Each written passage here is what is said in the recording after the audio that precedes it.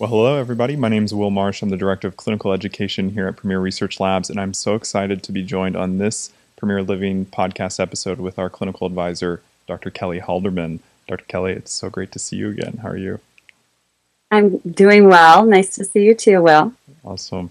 Well, we are excited to actually be jumping into our Premier Longevity panel, which has been several months in the making, but even longer than that, we've been really eyeing here at Premier Research Labs, building and bringing out a longevity and testing panel, just given kind of where the industry is at and how practitioners are looking into their clients. But Kelly, I would love for our audience today or wherever they're listening, actually to dive into why we wanted to bring this panel to the market, given where practitioners are and what they're looking at.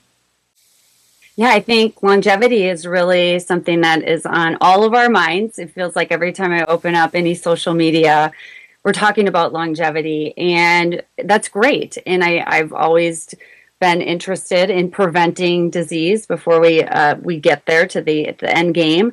And so our CEO, Nick Glebinski, called me up one day and said he would like my assistance with building a genetic longevity panel. And I was elated because for so long I had wanted to do this. And this is because I had read two papers, which are about the hallmarks of aging.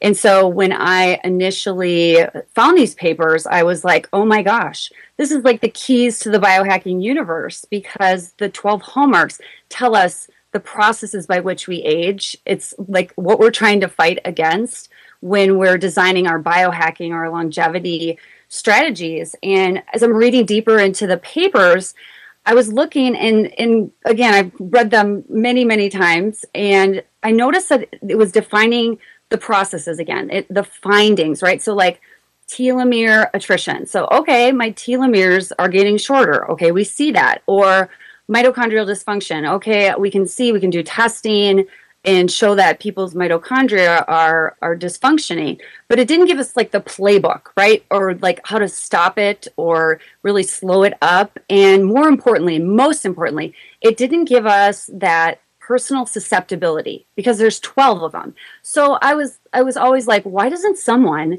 look at the genetics behind these 12 hallmarks and tell us which one or more are we susceptible personally? And so it really reminded me when I was a family practice doc long ago, and we would diagnose someone with something like multiple sclerosis, and we'd see the MRI and we'd see the findings, and we're like, there it is, there's the pathognomonic findings, you have MS.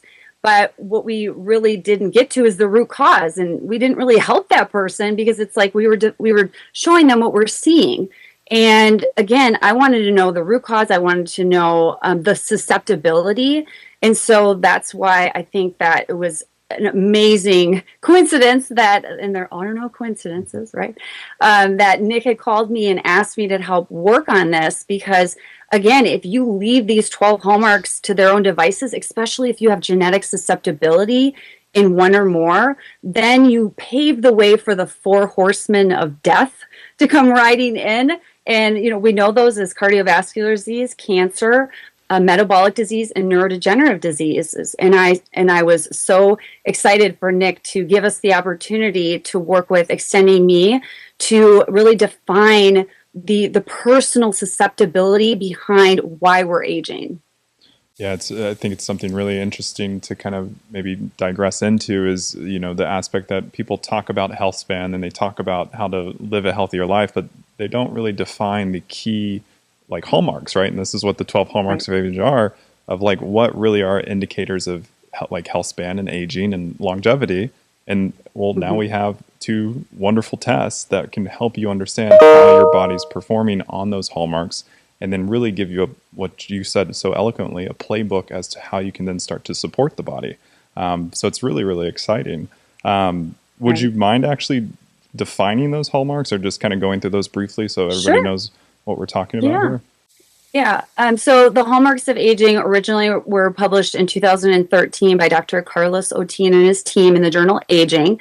And so after that, we had 9 hallmarks. And then in 2023, he added 3 more. So we get a total of 12. So the original 9 were genetic instability, telomere attrition, loss of proteostasis, loss of nutrient sensing, regulation.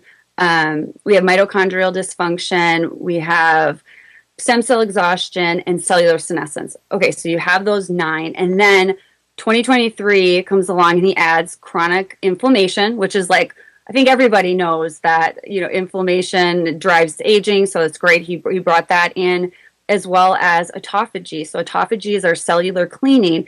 And in 2016, a researcher by the name of Dr. Otsumi had won the Nobel Prize in Physiology and Medicine for discovering this cellular cleaning, this autophagy. So very cool that he put that in there. And then the last one is dysbiosis. And we all know that really health starts in the gut. And so how important this hallmark is, of course. But those hallmarks, again, they define that intricate biology, the biological processes of how and why we're aging. And so when you kind of go through them, number one, so genetic instability. So again, our genes, your DNA, beautiful, and we have it for life. That's our blueprint. And it's very susceptible to injury. And the American Aging Federation says that our DNA is damaged 1 million times per day, right? So that's some issues. But we have a built-in mechanism to help repair it, which is great, but it can only go so far. So we end up with genetic and genomic instability, where our genes they're just not the same from all the insults. And then telomere attrition. So telomeres are those little shoelace caps at the end of our chromosomes, and every time our cells have to divide, they actually will get shorter. And so we're seeing cell stress, or they're just going to hit a limit, and that's that Hayflick limit where they're not replicating, the cell is. And then you look at the telomeres, and they're very, very short. Do you want me to keep going, or do you want to talk about any of those? Yeah, I mean, I feel that we could honestly, each one of those could be its own little segment. I know, right? Because there's just so much juice in regards to how you can approach that and clinically why it's relevant.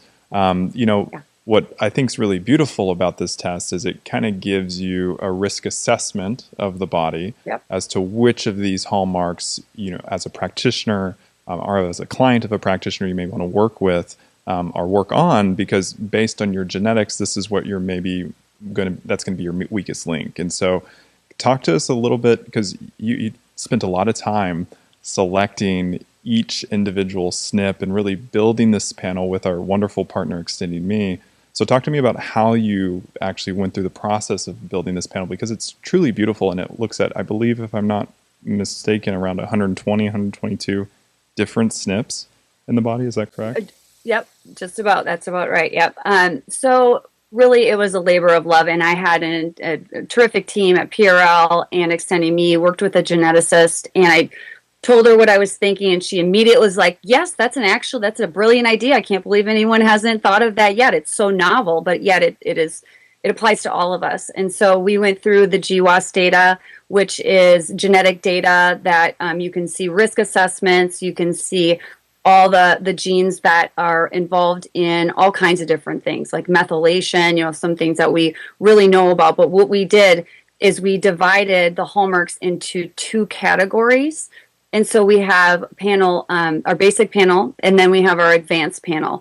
And so really, when we're looking at the panels, we divided them out because there's too much data. We really needed to flesh them out in each area. We could elaborate then. And I've been a practitioner for a long time. I've seen a lot of different genetic testing and reports, and I feel like after I've done about 12 of these, I really know how to really design an incredible report. That's very call to action. So let's talk about the basic panel. So again, based on the hallmarks of aging, so we look at 4 different areas. So the first one in the basic panel is biological aging and adaptation, which includes that genetic instability, that genomic instability, and telomere attrition. And it also defines how likely you are to be susceptible to the environmental toxins in our food, in our water, in our air, which is so relevant right now. And the second one in that category is mitochondrial dysfunction. So really, I think everybody understands by now from 10th grade biology, mitochondrial, the powerhouses of the cell. but they're also involved in cell signaling and metabolic homeostasis. So really important to just look and see if you have susceptibility to this, because your mitochondria, they run the show. And then this third category in the basic panel is chronic inflammation. So we know inflammaging is that new term in the past couple of years that we're hearing more and more about. And of course, when you have chronic inflammation going on in your body, that's a huge risk factor. But just imagine that this hallmark for you, or for your client, for your practitioner, sorry, for your patient, imagine that this one is really driving your aging. So you have to be extremely proactive in every which way that inflammation is happening in your body. And again, I think when we hear the hallmarks, we're like, okay, that makes sense. But it's like, where do we start, or which one do we focus on? So again, that's the beauty of this panel. It's telling you, of course, you need to have great foundational health, sleep, stress, diet, all those things. You can't skip over that, right? But then what can we do? What can we do in addition to that?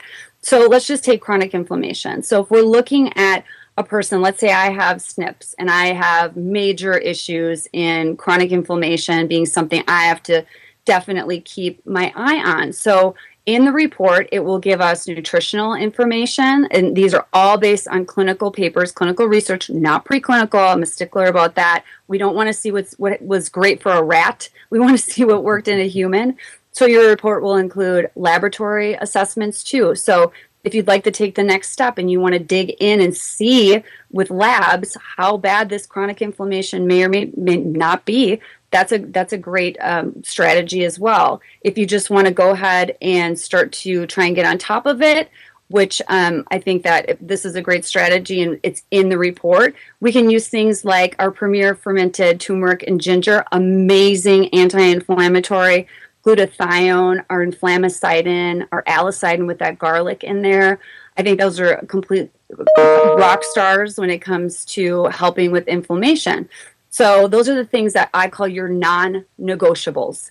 Those are the ones where we just don't say, oh, okay, I'm treating everything the best that I can for prevention. We really lock in on the hallmarks, again, that would be causing someone to age. And it's not about aging externally, like looking great and all that's great, but like looking inside. We're really looking inside because we want to prevent things that will eventually take us down. So I'll just finish up with the basic panel. So we have the microbial ecosystem disruption, so dysbiosis. And again, if this is one of your issues, if this is driving your aging even more so, you have to be so proactive. You really need our probiotics, and we have many amazing probiotics.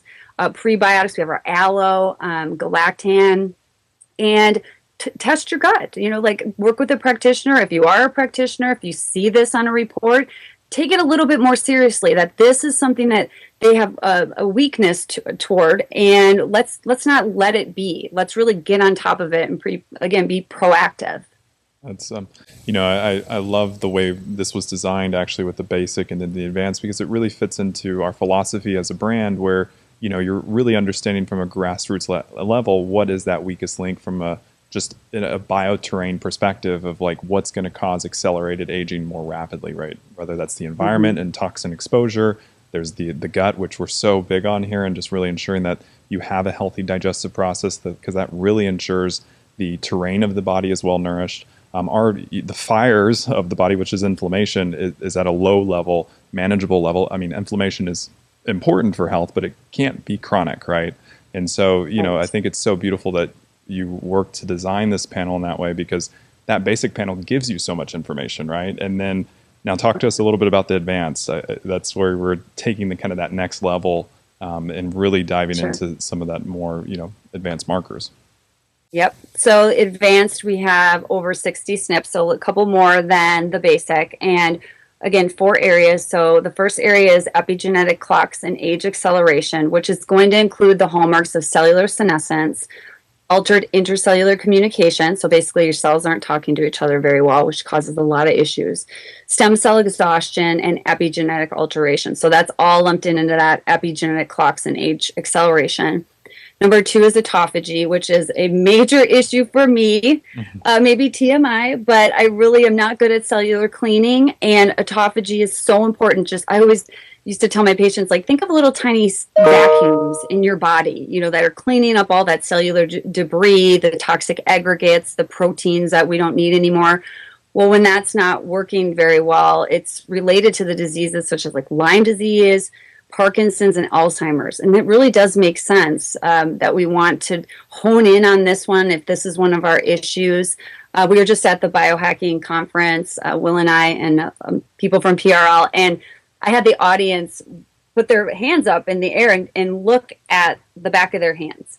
And what we're looking for are solar lentigo, which are age spots, right?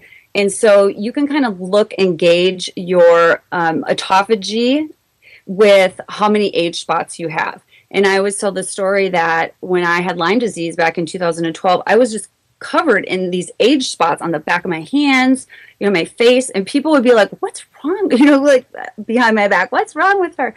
And it was really this autophagy. And so when I learned about this autophagy, I'm like, I'm going full bore. I'm going right in and at this.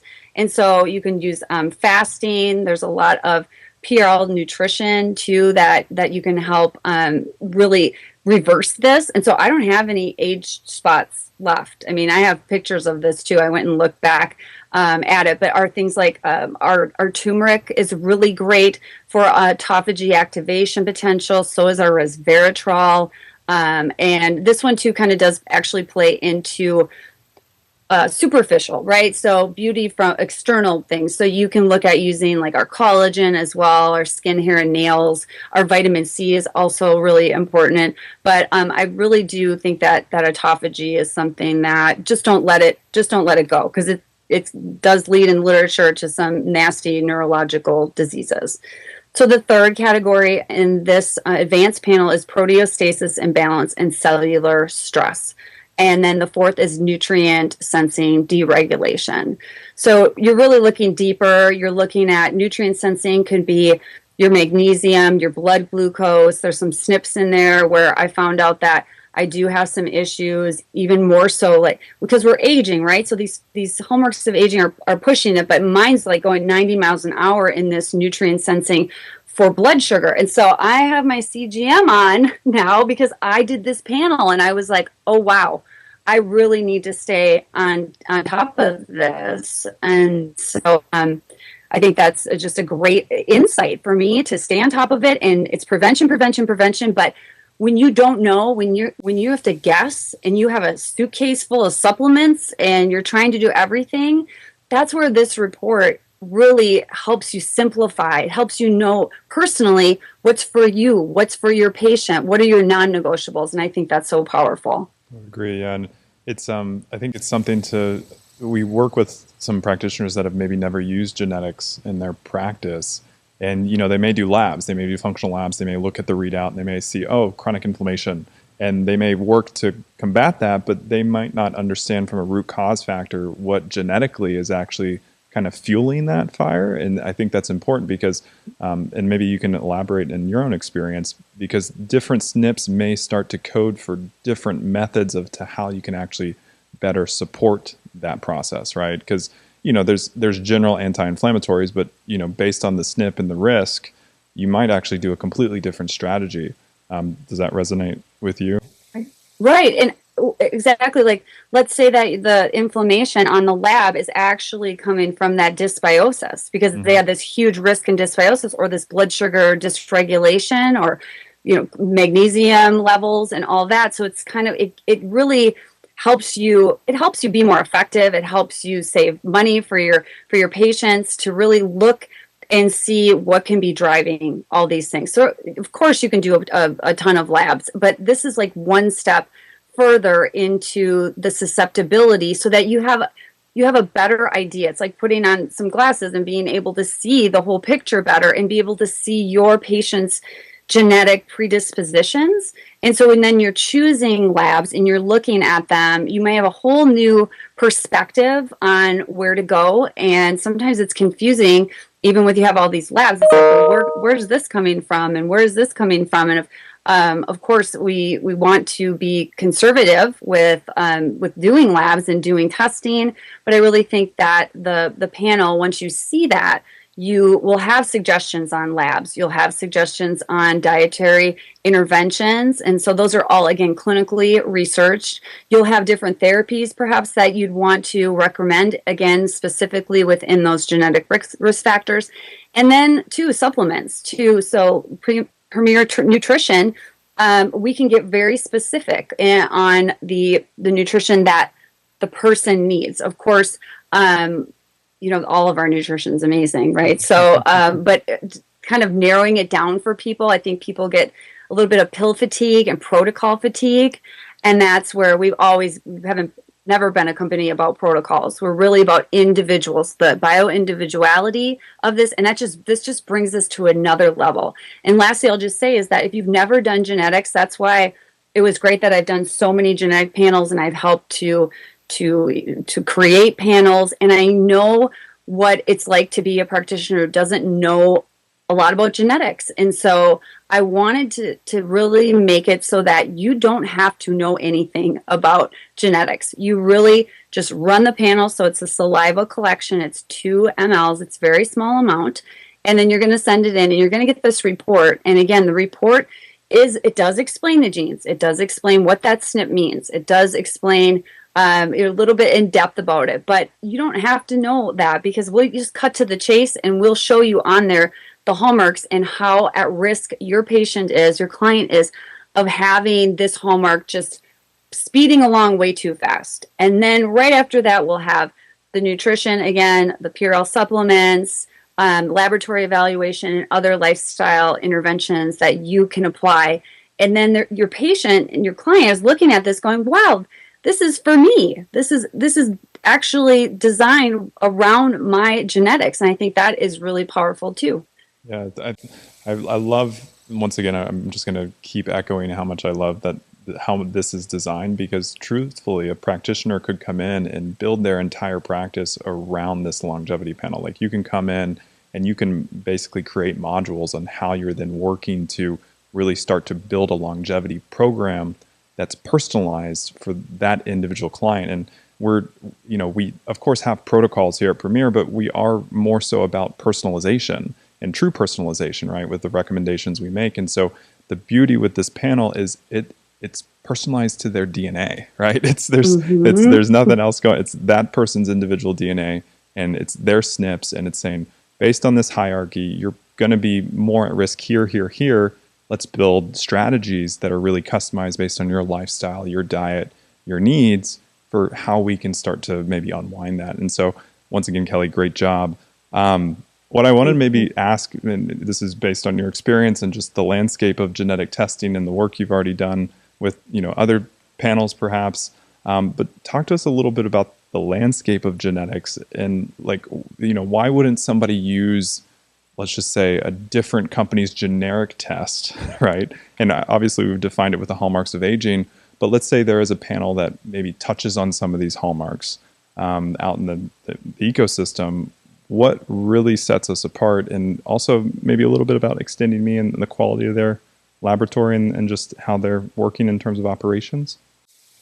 Yeah, I think I have not come across a genetic company as amazing as ExtendME, and I say that with a lot of experience. They don't cut corners. They're just like us, right? Mm-hmm. Well, at Premier Research Lab, they don't cut corners. They do the work. I mean, and doing a panel like this, you really have to put in hours and hours and hours to really dig into the SNPs that have the clinical backing. And so I've seen companies where they just kind of pull out research SNPs and SNPs that might be, we're not sure, but we'll put it in there.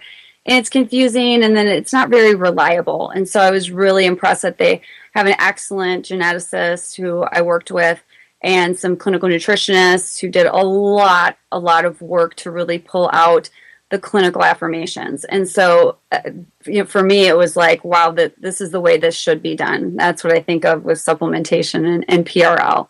And so, looking at the panels and what we've done with them, I go back to that we're just really trying to elevate and really get into the clinical science, the cutting edge. Okay, so there are panels out there, and they are those kind of cookie cutter, right? Mm-hmm. So it's more general things, like you'll see the MTHFR, and you'll see a lot of things that even 23andMe did in the beginning. So glutathione SNPs and things like that. And of course, that's important, and that's more of like again a foundational. And I don't think they compete well. I don't think that going and doing some, or if your patient has already done some sort of foundational panel, I think that's great.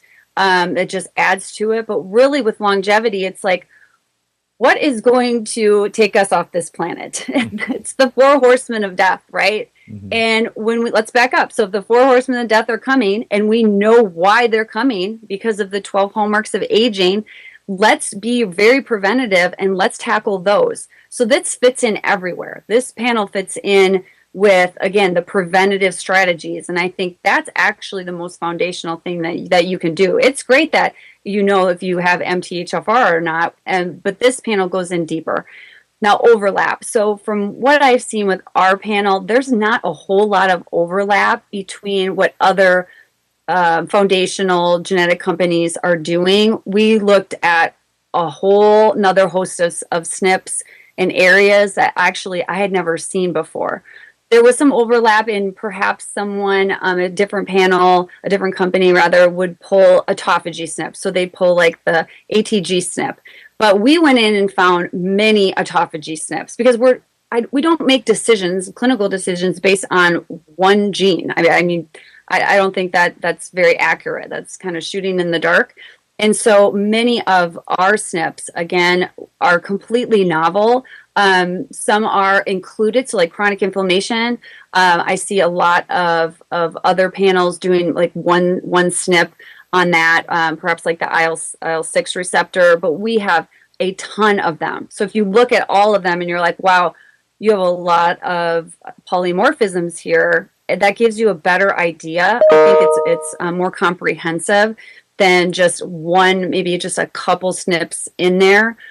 Because we do have, for nutrient sensing deregulation, we do have the SNPs that would parlay a person to be low in magnesium, right? And so some other panels might have that in there, but again, that's so foundational, right? It's, when you have low magnesium, your mitochondria don't work. So there are a little bit of overlap, but again, our panel is so much above that and really aims on that prevention side. That's so cool. Do you have a favorite SNP? Like just going through the research that like you were like, wow, I've never looked at this before. Why haven't I read about this before? But we really should be looking at that. Is there one that just comes to mind that you were fascinated by in your work around the panel? I really like the ATG was obviously like one of my favorites. So it was like, oh, glad to see that one, good old friend, like that's obviously very important. But the one that really blew my mind, is the TERT. So that encodes for the catalytic subunit of telomerase. So telomerase is responsible for maintaining your telomeres, right? Mm-hmm. Cortisol is the enemy of your telomeres. And we are living in a very stressed out society, right? So if you have this SNP, you have to really be on top of your stress. You have to really track your HRV, really train your vagus nerve like you train your body. Keep an eye on your cortisol, because this one, if it's ramped up, you are chewing through all of your telomeres, which shifts them in to being senescent cells, which are zombie cells, which spew out inflammagens all over your body. So I'm like, whoa, this one is so important for the day and age we live in that this SNP really blew my mind. And so if you see the TERT, it's just like flashing lights, like you need to do everything, like get on our adaptogens, like really do meditation, like your life depends on it, because it may. Yeah, it's a good point. And, truthfully, I think it's so insightful to be able to take this test and because we can't do everything necessarily all at once. I mean, we'd like to think we can, but truthfully, whenever we're starting kind of a lifestyle change, it's one domino kind of after the next. And, knowing that you're potentially just creating all these zombie cells, which are just spewing inflammatory cytokines everywhere. It's like, I definitely want to fix that first versus something else. Yeah, seems really important. Seems really important. Yeah, feels really important. Well, any additional words of wisdom? I mean, it's so exciting to have this panel and to be featuring this, and practitioners listening, I really encourage you all to maybe try it yourself, because that's the best way to get insights of how you can maybe apply it in practice. But Dr. Kelly, is there anything that you maybe wanted to share in terms of closing and words of wisdom around the panel? Yeah, I think this is just a very powerful tool that I wanted to create for probably 8 or 9 years. And I'm so elated that we have this, because it's really enabling us to step up and personalize and get ahead. And really, prevention is everything, right? We really want to not be treating diseases that we have down the road. We want a very long and healthy lifespan. And I just feel like this is a tool that that is doing that, and we're excited to bring it to the masses. And I'm going to be gifting this to everyone for their birthdays and Christmas and every holiday. That I love you so much, and here's your genetic panel that we're going to help to avoid chronic disease. That's a beautiful gift that only keeps on giving for many, many years to come. They of course has to put the wisdom into practice, but hey, at least if you shared the knowledge with them, if nothing else. But and for those that were listening and you're really called to purchase the panel, know that we have an entire partner ecosystem at prlabs.com. You can look for ExtendME, which is the partner that Kelly so eloquently worked with to build this panel, and we'll have all the details of how you can purchase, whether that's the basic or the advanced, on prlabs.com under that partner page. So, Dr. Kelly, I just want to thank you so much for being a steward of health and building this panel. I know it was hours and hours of work, and the passion, it just translates through this conversation here. And I know anytime anybody else is going to be interacting with you or you're gifting that panel, they're going to feel that too. So thank you so much for your work on this, and thank you for sharing just your passion with us today. Thanks, Will. It's been a pleasure. Awesome. Thanks, everybody, for listening. We'll hope to see you next time on our Premier Living podcast.